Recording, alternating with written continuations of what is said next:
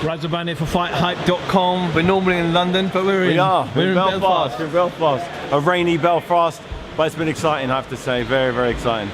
The rain or the fight? The fights. Okay, just making sure. I was actually under the canopy, so I wasn't getting wet. I was quite fortunate.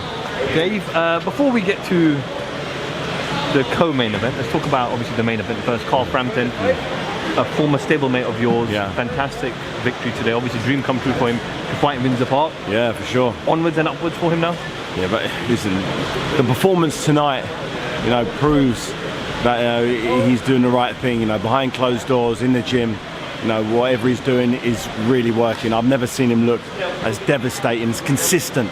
The punch varieties, the punch picking, the subtle little slips, the footwork, everything just seemed to really gel tonight. And it looked as though it was the best version of Carl Frampton I've ever seen. I've watched him in sparring before and he's always been world class, but this was another level tonight. I know people are going to say who was the guy he was fighting, but this guy, Action Jackson, he brought his A game. He was throwing big punches, he was tough, he was strong, he was coming, he was trying to apply the pressure. But Carl's defense is so slick. He's such a clever, intelligent, punch picker. He's a defensive, attacking, kind of counter-punching genius. And for me tonight was top draw.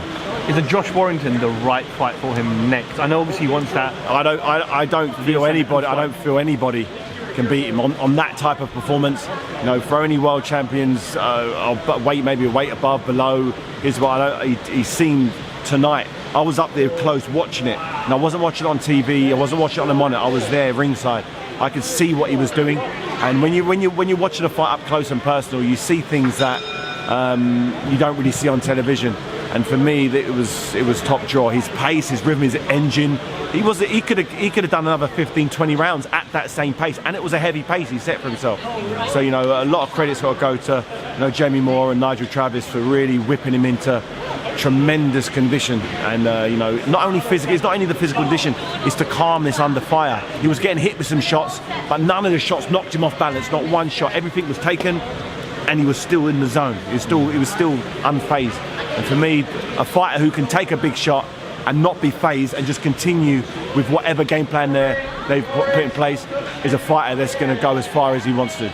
Co-main event, an old foe of yours, a friend of mine, Tyson Fury. Let's not talk. Leave Wilder aside for a minute. Yeah. Second fight back after about 3 years. Listen.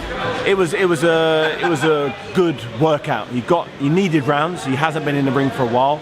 And they were much better rounds than the rounds he got last time against that cruiserweight when he's looking at the ring at the fight. And he wasn't switched on last time. He lost 18 pounds between that fight and this fight. 18 pounds. That's a hell of a lot of weight. That's crazy weight gains. And for me, he's coming back. Bit by bit, he's coming back.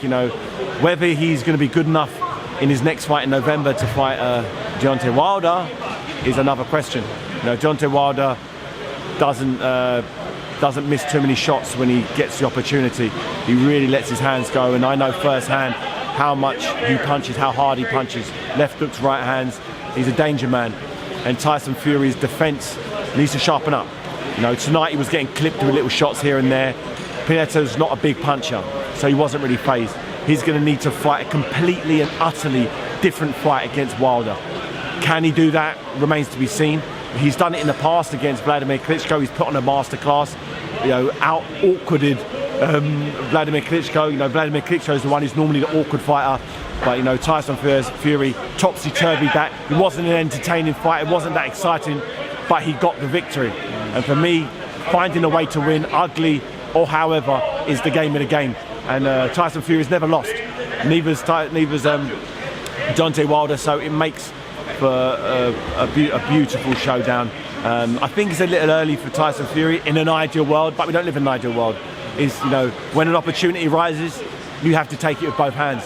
And I'm sure Tyson's a fighting man. He comes from a fighting family, and they'll want to really establish themselves and take the fight that many fighters have avoided over the years.